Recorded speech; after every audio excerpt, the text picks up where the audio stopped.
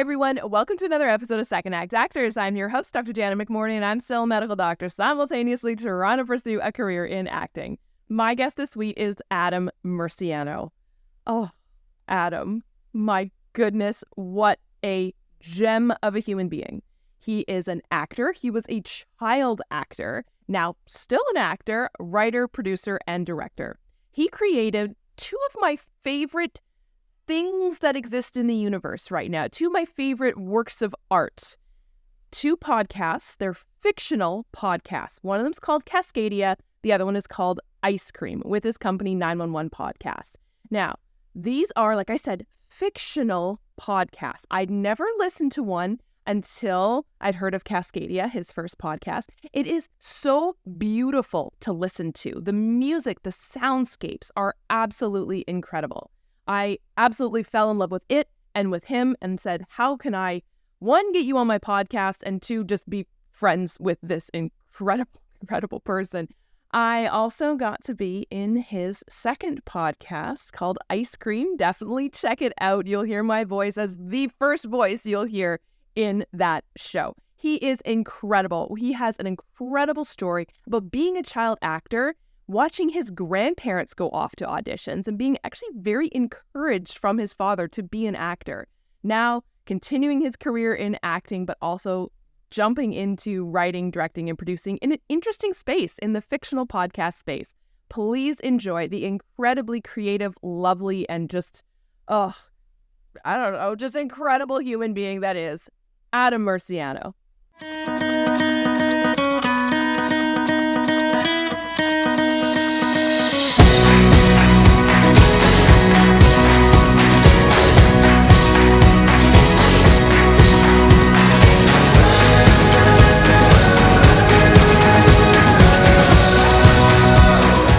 The same. I'm like, I get everything that you're saying. I'm like, I understand.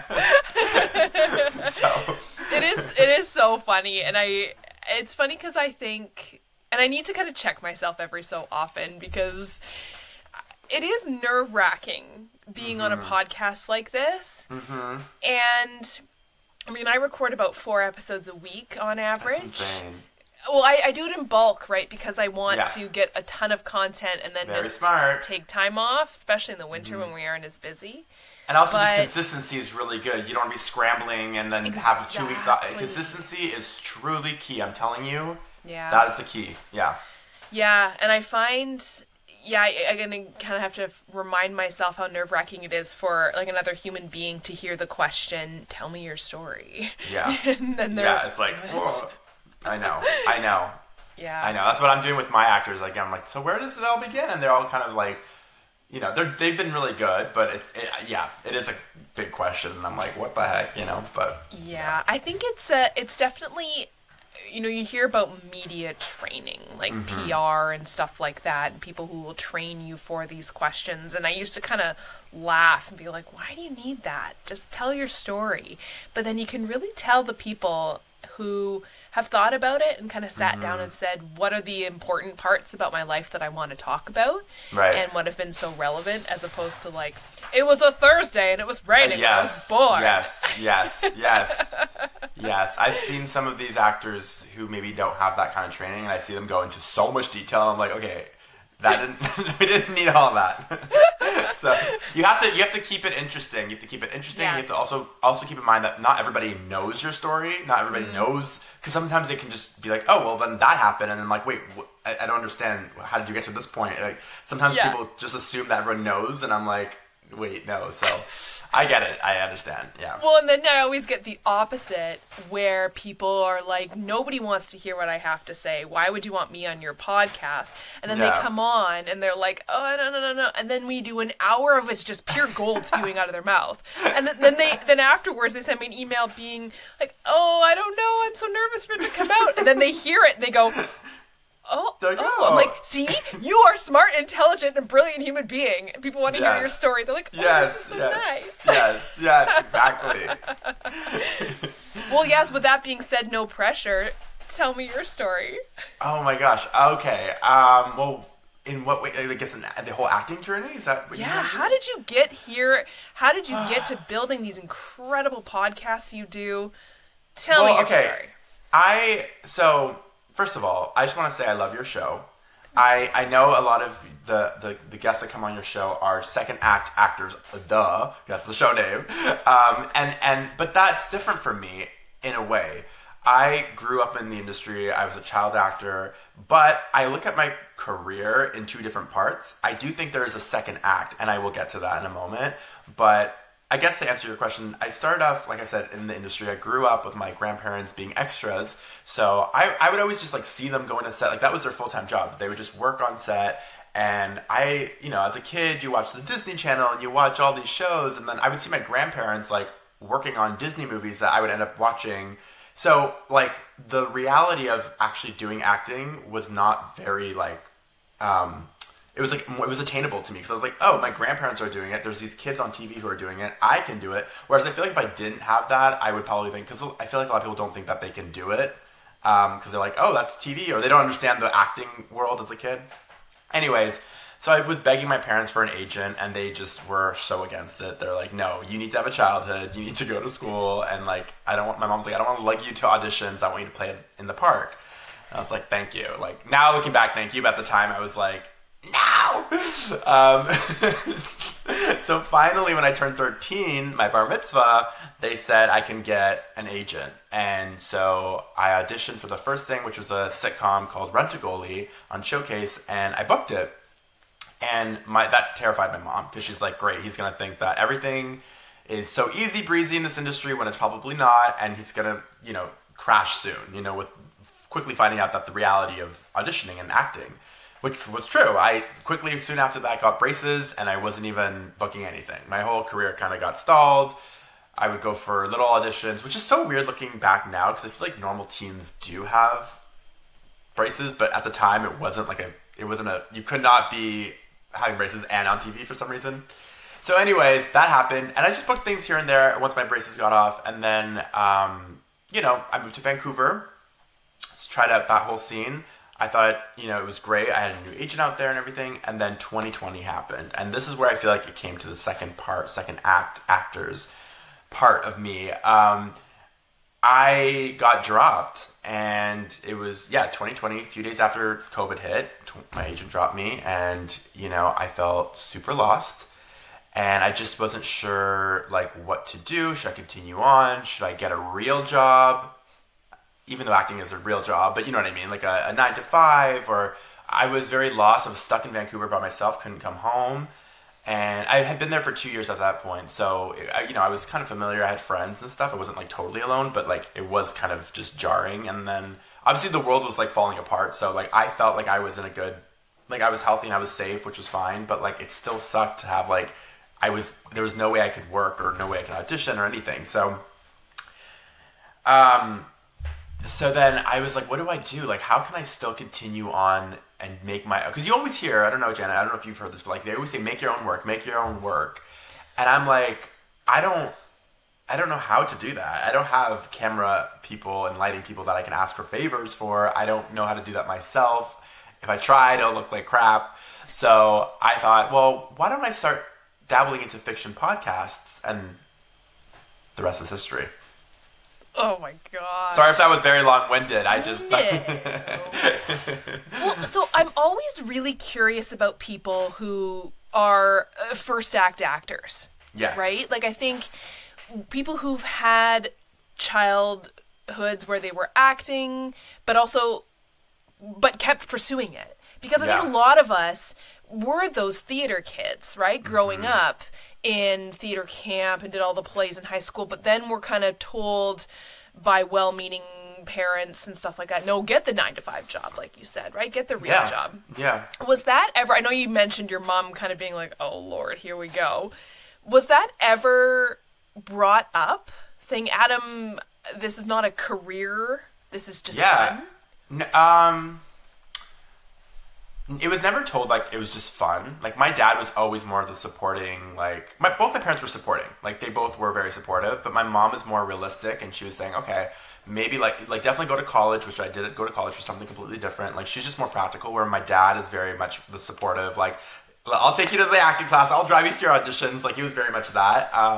But, you know, throughout the years, yeah, definitely it came up where it's like, okay, maybe this isn't working, Adam. Like, maybe we should try to get, like, maybe you should try getting another job. Maybe, because it is heartbreaking. You know how it is. Like, it is very heartbreaking, especially at a young age. Like, you're already trying to develop who you are and, like dealing with school and, like, bullies and stuff, and then, like, getting rejected from an industry constantly. But honestly, I feel like I'm so thankful for it because it has given me, like, I know it sounds cliche, but it's given me, like, such a thick skin to, like, things that maybe wouldn't be so, like, let me rephrase that. I think, like, now, if if something were to happen, maybe I would have been more upset by something that if I didn't grow up in the industry. Hold on, how do I say this?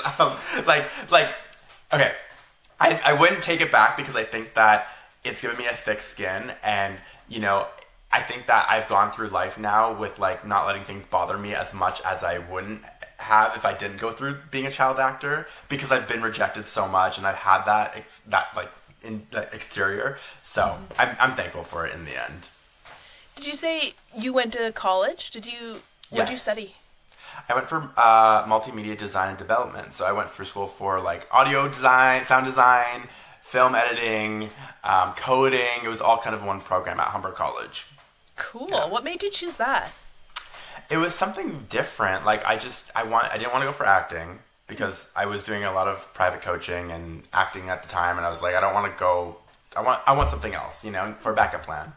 And it was still in the arts, and it was still something different, and it was very intriguing to me because I was like, oh, this is, like, kind of the future, you know? Like, it was 2013, and, you know, everything was kind of exploding with coding and all this stuff. So I don't know. It was really interesting. That's really cool. And that's so the decision to go to theater school or not, was there ever that thought, like, I know you said you were doing private coaching and stuff like that. Was there ever the thought of, oh, I should go to theater school because I'm going to be behind other actors or be at a disadvantage?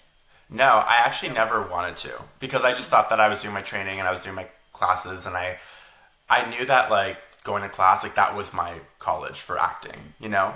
I looked at colleges for theater and stuff, and I thought, it's just not, it's kind of what I'm doing now. It's like learning the theory and stuff, and just basically all the things that I'm learning now with my acting coach. And I, at that point, I've already done it for 10 plus years. So I was like, I've kind of already, it felt very kind of introduction, like, you know, so I just didn't end up doing that. Yeah. That's really interesting. I think, do you notice a difference between when, like, do you notice between child and adult acting? That's what a weird question is that. But, like, I understand. Yeah, like, the evolution of it, what has it been like for you? It's different, for sure. I feel like, obviously, as a kid, like, the scripts are different. I, like, would audition for basically only commercials or Nickelodeon and Disney Channel sitcoms. So that was a lot of what I was doing as a kid. And then I just felt that I was, like, sometimes I would go up for older roles, like, more mature stuff or more, like, grounded dramas, which were very hard for me at the time. Because I felt that, like, it was weird. Like, I feel like I needed to go through life to, like, be able to access emotions, because I was getting scripts of, like, characters who had gone through trauma or whatever, and luckily I never had that growing up, so I was having a hard time, like, connecting. And just as I aged and as I, like, grew up, like, I obviously went through different things, and so it was easier for me to access emotions later on in life. But as a kid, as an early teenager, like, getting those drama scripts were, like, kind of hard for me, because it just nothing was clicking for me. I couldn't understand. And obviously the job is to act and to try to portray the character, but I couldn't relate or I couldn't understand as much as I do with characters now. I feel like I've seen a lot, I've been through a lot, and I can see different points of views, and even if I haven't gone through it, I can be empathetic. Just as an adult, you've grown, right? You can access different emotions, I guess. So that's, I guess, the biggest thing.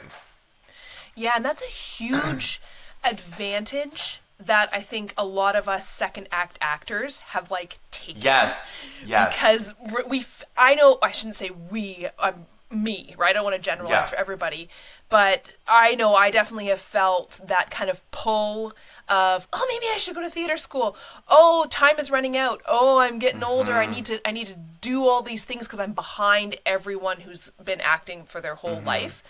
But then there's that advantage of exactly what you were saying, right? Like lived life experiences that I know if I had tried to dig into them when I was an idiotic 19-year-old, it would just be fake, right? Because you have. How can you have known? Yeah, right. Absolutely. So that's really interesting, and I think I just saw the other day you had, I think it was a fireman or a doctor or a police. Somebody you had somebody on there. Police officer was last. Police week, officer. Thank you. Yes. And he was saying he's seen so much and he's gone through so much, and I was like, that's like so interesting because even though he hasn't experienced what that person was going through, he's probably seen like firsthand what the situation is. So when he gets those kind of scripts, he can just be like, oh, I remember that situation, that case, or that whatever, and he can put himself into that. You know? So I think that's really interesting. Whereas like the kid actor, like growing up, the only thing I guess that's beneficial is that we have that connection that maybe like a second act actor maybe doesn't, you know, because we've grown up with the casting directors, they know us, but that could also be a disadvantage because they maybe just look at us as younger. So I don't know. I don't know. Just do your work, and whatever's meant for you will be. And you know what? I think we read too much into it. Yes. And I think we try and overanalyze everything because there's such a lack of control. Right. And so we're like, here's something I can control: my lack of experience. Right. Let me just blame that. Right. As opposed to all the other. And I'm sure second act actors, like you said, feel like they wish that they had, you know, maybe been a child actor to have those connections to grow up in the industry. But then there's the child actors who probably wish that they were the second act actors to not have like those like embarrassing teenage moments with the casting directors or mess ups or would start fresh almost as an adult. Like I wish that sometimes. I wish I just kind of came in fresh and new. And that's actually why I went to Vancouver, because it was all new casting directors. It was almost like a second act for me. I was like starting fresh. And not that anything bad happened here, but it was like I grew up here. I feel like the casting kind of got sick of me here a little bit. You know, I was going in a lot. I wasn't booking anything, but there was like a fresh face, so it felt like a second act, and I can feel both sides, I guess. Yeah. What do you notice? Do you notice any differences between Vancouver and Toronto?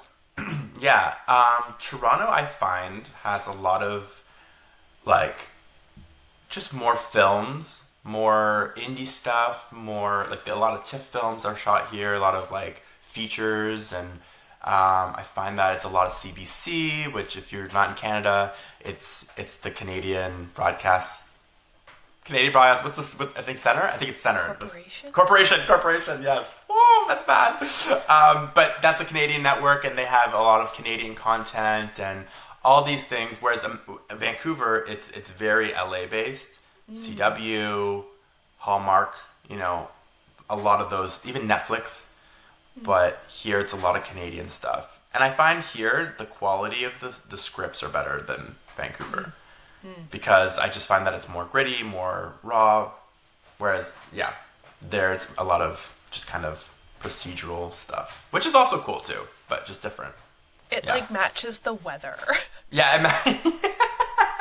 Vancouver's like, hey, we're chill. Everyone's pretty, everyone's gorgeous. We're it's all Canada's the look. LA. Yes. Where Toronto's like, here it's like, we are decrepit Detroit. yes. We are dystopian Chicago. Yes. Exactly. That's it. Take me back to when you were a kid, because I love asking people who, especially when they were child actors, like, what was it about acting that you just loved and still love?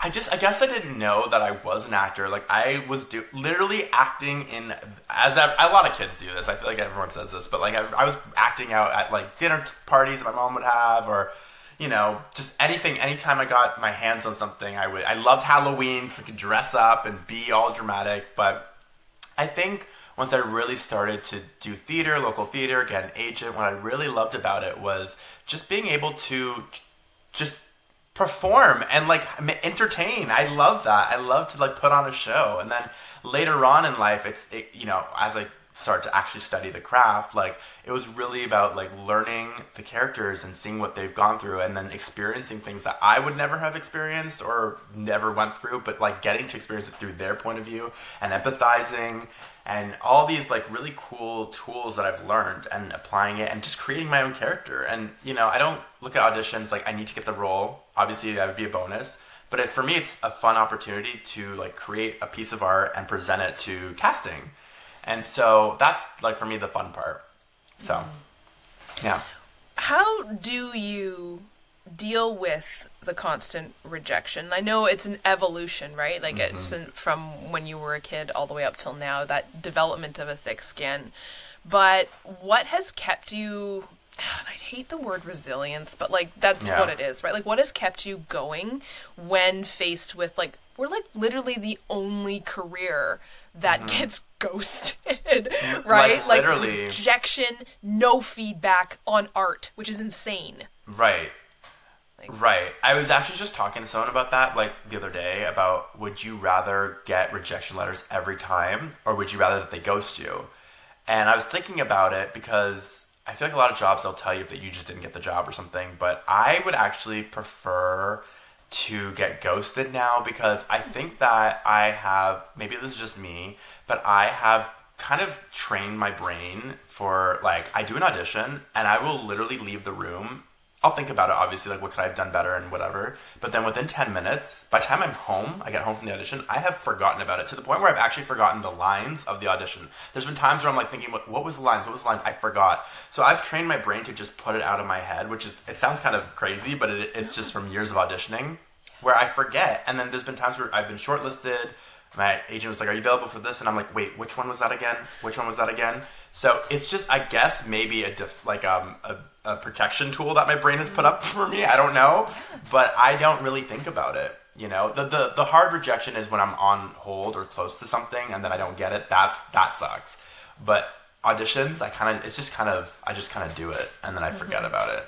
So, do you have any advice for people on how to do that? Because that's something I know I definitely struggle with. You just have to look at it as you're doing your work, you're presenting what you want and what you can bring to the table, and then that's it. It takes a long time, but you have to train your brain to just forget about it. Just forget about it. Just put it out of your head, Eventually you'll get there where you just kind of forget about the audition within a day.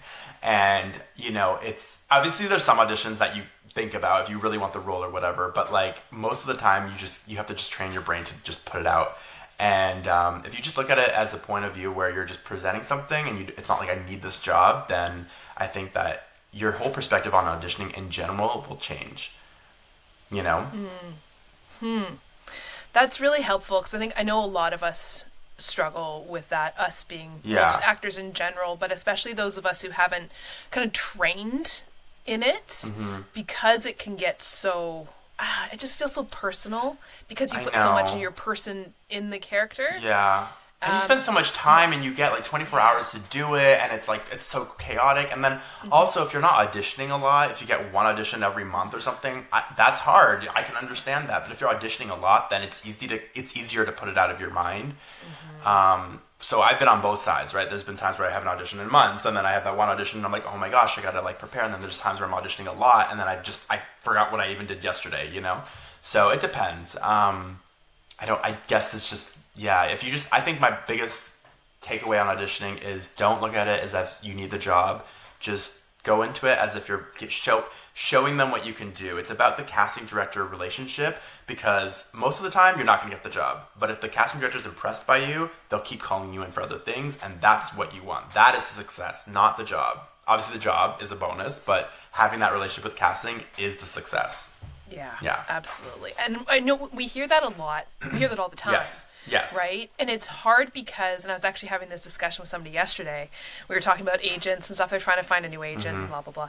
And I'm like, it's the job to audition. But that's not what a job is because there's no money in that. And that's where the struggle is. Right? That's where, like, no other job is like this. Right. Where you don't get to do what you want to do for like that often, right? And that's acting. Right. It's tough. And that's why you have to look at it as an audition as the job, right? Like, you're like, okay, this is my gig, this is my time to perform, and let me use this opportunity to perform and to do what I love. And that's it, you know, because you're probably not going to get the job, so let's have fun with it. Let's pretend you're on this show for that moment, you know what I mean? And I think that's you have to just change it's all about the mentality of like auditioning. It's so crazy. Like you said, there's no other job that's like that. And also, we're very lucky that we're self-taping now, because before you had to drop everything to go in for a live audition. You have to leave work, you have to do all these things, drive in rush hour. Like, we're very lucky that we've at least been able to now do self-tapes only, because of the pandemic, obviously. And so at least that saves us money and time. Yes. I really like that mindset.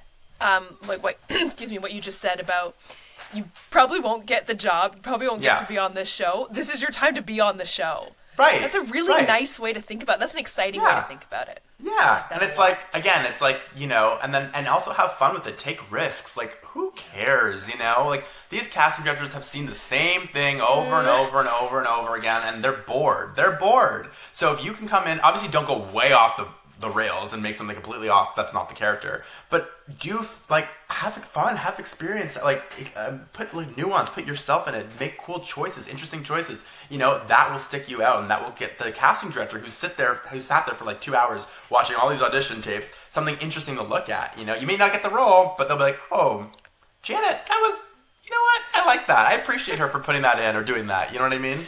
So have fun with it. And I think that's interesting, because I know a lot of people, especially second act actors, we came from a very logical career path that said you need to follow the algorithms and don't stray from it. Right. So for me, I mean, it's been an evolution over the last 2 years of when I watch some of my self-tapes to begin with, where you're like rigid. You're horrified. Oh my God. Yes. But it's cool, because I think what comes with experience is relaxation, which is, I think, is unique to our job, because a lot of other jobs, the more experience you get, the more like, right, the more intense you are. Where with this, I definitely notice, like, the more in my skin I am, and that came with acting classes and training, the more relaxed and the more having fun with it I am. And even though the stakes are higher, because I'm auditioning for higher stuff, I feel more relaxed, which is cool. Good. That's the reverse of what happens in medicine. And you know what? Yes, true. Because you can't just let me just have fun with this. I'm as you're like, ground myself and make brave choices. Yeah, I'm just gonna take a risk with this one, and like, no, you can't do that in medicine. They can't do that in surgery. Sorry. No, you can't take risks. But you know, I think, yes, like, this is art. Like, that's so funny that you said that, because my acting coach said, he's like, this isn't brain surgery. This isn't like operation. This is art. Like, have fun with it. It's not that serious. It's not that deep. And that's so true. And the moment you can let go, more things will kind of chemically react in you, and your performance will be better, and all these things will happen. And also, nobody wants to work with desperate people. I swear casting can sense when you're desperate for a role and when you're not, when you don't even want the role, because those are the ones that you always book, when you're like, I don't really care about this, and then you book it. And it's because you're relaxed. You don't care about it. Not that you don't care about it, but you're not so like, oh my God, I need it. And then that affects your performance, you know? I'm convinced that's also the case. Yeah. Well, and it's interesting you said, like, oh, we could take a deep dive into the physiology of what happens when you're stressed and desperate. Yes, right. Like that makes my brain tingle. Right. But it's so true, right? And I think, it's hard with the desperation piece, right? Like, I think, like you were saying, if you're auditioning once a month, and you need to buy food. Yes. Of course there's going to be a bit of desperation. Yes. And I think, like, so do you have any advice for that? Well, that's why I also think that you shouldn't make acting your entire world. You know, it's important to have other jobs, other hobbies, other things, because you're just going to be, if it's just this, then you're going to get so jaded and so, like, intense, and you need it, desperation, and you're stressed out, and it's just not a good time. You need to get other, like, outlets and other things, and let this still be important. Acting is, you know, it's important to craft, and you should always work at it, but don't make this your main thing. You know, once you have other things that you're doing, it'll help you overall as a person, as an actor, as a performer, to not be so stressed and so like focused on that. So that's why I started the podcast. I know the podcast is acting, but it was, I'm doing other things in it. I'm producing it. I'm casting it. I'm editing it. I'm writing it. There's all these different aspects to it. It's not just me sitting waiting for this audition and then getting the audition and then, auditioning and hoping I get it. I'm busy with other things. And then when I get my audition, I'm like, great, okay, cool. Let me take all these tools that I did with this podcast and this project and apply them to this audition and then go back to here. I'm not just waiting for this, if that makes sense.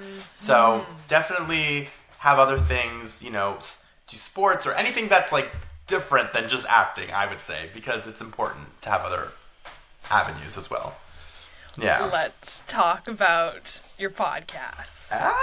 Okay. So why fictional podcasts? Where did that come about? Okay, so as I was saying, 2020 happened, got dropped from my agent, was just sitting alone, literally had no idea what to do with myself. And so I'm not a writer, I was like, let me just try writing.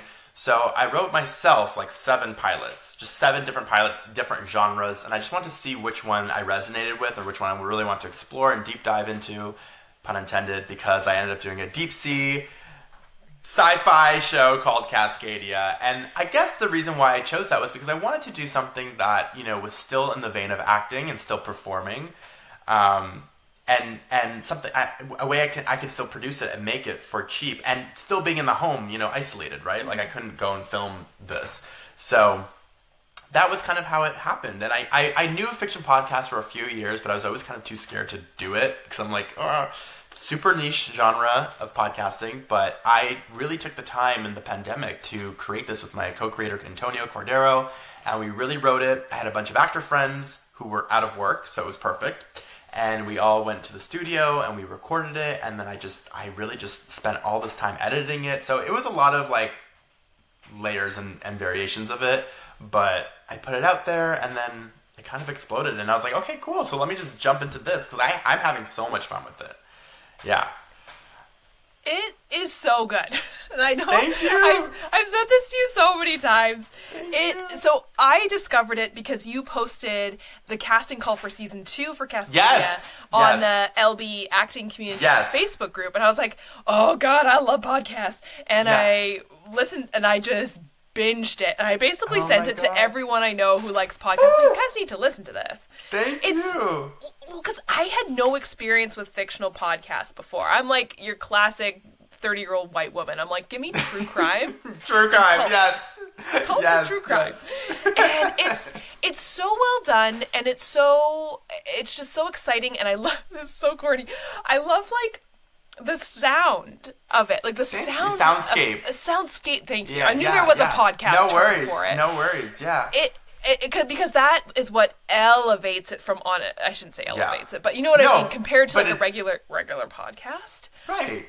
But that was what I wanted to do. I wanted to create an experience. I didn't want just 5 actors sitting in a room reading a script. I wanted to feel as much as I could, immerse you in the submarine, immerse you underwater, do all these different things to give you that. That was the fun part of it, like obviously the acting was too and stuff, but that was so fun to get creative and like put these little details and sound effects. And I would spend hours and hours looking for a certain door opening sound effect and because I had to match the submarine's door and all these things that were like very tedious, but I enjoyed it and I went to college for it, right? So that was something that I got to use my college experience for. And thank you for saying that, though, because that really means a lot. And I forgot that's how we met, because I remember you were like, I love this show. And I was like, thank you. And then I was like, I need to have you on something. So that's when I quickly called you back for ice cream. We recorded a lot of it in Vancouver, but I was like, I need to have you on something. So you did amazing. You opened our entire show. You're the first voice that we hear. And, Ice Cream was the second show that we did this year. And that was a lot of fun too. We had to work with a lot of kids, which was very hard to kind of go through because I don't know any kids, and so I had to work with this wasn't my friends anymore. It was going through agents and unions and all these things. So, but it was great. It was fun. And so, did you just learn all of this on the fly, like union contracts and producing and everything like that, and working with child actors like you once were, just learning that? How? Well, first of all, child actors they freak me out. because they came in and they were so on the ball. I was like, I don't even know my lines, and I wrote this damn script, you know, and they knew it. They knew my I was like, they're so good. They were so good. And so I was a little freaked out by that, but yeah, no, I just kind of learned it. And you grew up in the industry, so I knew how to talk to agents and the union and all these things. But I need a nap. I'm tired. I've been working on this for so long. It was because you're wearing a lot of hats, you know, and it's like, you know, with your podcast, it's like getting the guest and, you know, editing it and then recording it. There's a lot of layers to it. And then, you know, so when I hear stuff like you saying, oh, I love it, it's like, it means so much to me because it's like I spend so much work on it. So thank you so much. Yes. It's like your baby. I will admit, I have to listen to, I haven't finished Ice Cream. Oh, no worries. Because it's too scary. Good. Cascadia wasn't that scary. This is terrifying. I have to like listen to it in little chunks. Little chunks. Good. I'm happy. I was like, I don't know if this is scary enough, but no, it's scary. Good. Thank you. Thank you. Do you have any favorite moments from either your time just building your incredible podcast worlds, recording it, or even just any of your other acting times on set in your career? Acting times on set. I mean, I just love being on set. And I'm sure you know this too. It's just something about being on set and like being on a literal set and like working with the camera people and the crew people and just creating your own little character and world. It's just the best. I don't really have a pinpoint moment, but I love that. And then also with the podcasts, I also love that too. I just love creating it and then like putting it out there and seeing. I'm like a little troll on Reddit, so I'm always on Reddit seeing like the fan reactions and like theories and stuff. So it's just so cool. And that's, you know what? And that was another part of the whole reason why I started with it. It was because I was like, I'm not going to put my hands, you know, in someone else's, or my career in someone else's hands anymore. I'm going to do my own stuff and I'm going to do my own work. And that's what I did. And to see it actually take off and have a life and have Spotify feature us and people talking about it on Reddit and all these things, it's like, okay, so I can do this. I don't need to just sit around and wait. And, you know, because I was very nervous. I was very scared to put this out. It's terrifying. You know, you wrote something, you recorded something that's very different than the average thing, like a niche thing, you know, and putting it out there was terrifying. But to see the people love it and react to it, it just made me so happy and it made it worth it, you know? So do your own work. I know it's the worst thing to say, but like it's true. It's so true. It is so true, you know? Do you have anything that you're looking forward to coming up? Yes. Besides a nap? Well, that is the main thing. But we're working on a bunch of different shows right now, which I'm going to talk to you about because I want you in something. We'll talk. We're recording something in Toronto, so we'll definitely have you. And yeah, we're just working on the whole brand, the 911 podcast brand. We have a bunch of things in the works. I know that's very vague, but 2023, keep on the lookout with us, and you know, stay in the loop. Why 911 podcast? Why'd you call it that? I'm so happy you asked me this. If you know me personally, you know that I have this really weird thing where I cannot stop seeing 911 everywhere I go. I'll turn on my phone, I'll see it's 911. I'll see it on license plates. I was hiking in Vancouver and I saw this little sticky note on a tree saying 911. The other day, what was it? It was like I saw something. It was like a phone number on a truck passing by. It was like 0911 or something like that. And I was like, oh my God, like I'm seeing 911 everywhere. So when it came time to like adding or making a production company name, I was like, I'm just going to call it 911 because it just seems like the universe was screaming this at me. And then I looked it up and it's actually angel numbers and it means this is where you're meant to be, which is really ironic because I got dropped, was very lost, and then I found this and it felt right. So also it's just a cool really name. Cool. It is. It is. That's really neat. I like that a lot. Thank you. That's awesome. Thank you. What would you say? How would your parents describe what you do for a living? Parents, loved ones, guardians, describe what you do for a living. It's so funny because my mom, she's a hygienist, so like she'll talk to her like I guess it's like patients, and so like they'll ask her what her kids do and stuff, and she's so proud. She's like, my son has a podcast and it's a fiction podcast. And actually, one of her clients or patients, sorry, was like, what's the podcast? And she's like, it's called Cascadia. This is when Cascadia came out, and the patient was like, wait, I heard that. I listened to that on Spotify. So it was so cool for her to see that. So that happened. But they say I'm an actor. They say I do my podcast. They're very proud. So yeah, they don't make up some long-winded thing. No. They because it's really what I've done my whole life. So it's kind of, they know. Mm-hmm. Yeah. How about you? Oh, good question. And it's funny. I can't remember when it was, but my dad, somebody recognized me. Oh my God. And my dad was with me. My dad lives out, I grew up in Vancouver, so my dad was out in Vancouver, and so he's kind of doesn't really know like the Toronto. My dad was out here visiting, and we were eating dinner at a restaurant, and somebody came up to me and they were like, "Are you Janet from Second Act Actors?" And my dad was like, "What is happening?" Stop. Wait. I know, right? The problem is, it is cool, but I also live in a tiny community, and everyone knows that I'm doing this, so they're kind of like, But that's still so cool. It was so cool, and my dad was just kind of flummoxed, because I think he's just confused about all of this, like, I don't really understand what's going on. And so when something acting comes around that people are like, oh, she's doing this, he's like, what? Yeah, I thought it was just fun. Yeah. And especially podcasting, like explaining that to parents, like they do not get it, I swear. Like nope. I'm like, Dad, have you listened? He's like, no. He's like, how do you work this? My dad, he's like, can you put the show on for me? Because I don't know how to do it. I'm like, okay, never mind. It's fine. Yeah, I don't really know how my dad would describe. I think you'd still say a doctor, and she just does some acting things every so often. Yeah. That's good. But yeah, I think so. He's proud. He's just more confused. Yeah, it's like two different worlds. I know. I really want you to be on I really want you to get a role on like a doctor show, like The Good Doctor or something. I think that'd be really cool. You know, I think it would be too, and it's funny because, like you were talking about life experiences, right? And how if you've lived through these amazing life experiences, it should be easy to act like that. But I guess like there's a reason why there's not that many actors out, like good actors out there, because. Yeah, I have never auditioned for a doctor. I audition for nurses all the time.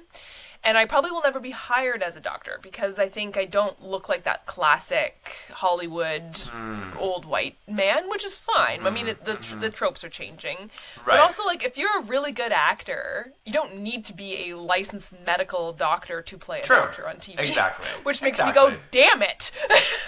Right, but from watching medical shows and stuff, I know there's a lot of terminology and a lot of like dialogue that needs to be right, and I think that I personally would have had a hard time like learning it because it doesn't make sense to me. But if someone who understands it, it would click better, those lines, because you understand it, right? My last question is always, do you have any final words of wisdom or words of advice for anyone out there?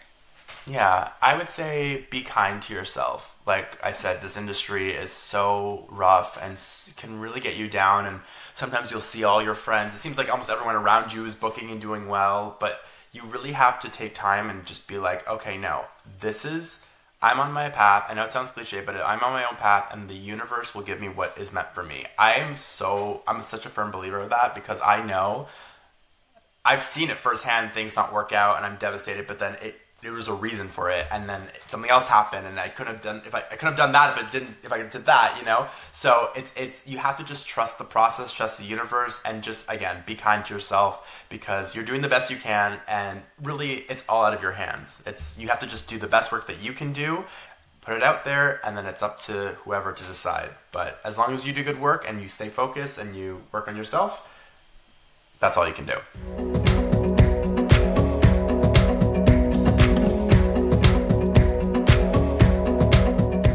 Thank you, everyone, for tuning in, and thank you, Adam, for being my guest this week, and thank you so much for having me involved with your incredible podcast, Ice Cream. Everyone, go check out all of the incredible fictional podcasts he has created. 911 Podcasts on Instagram. You'll be able to find all the information on how to listen there.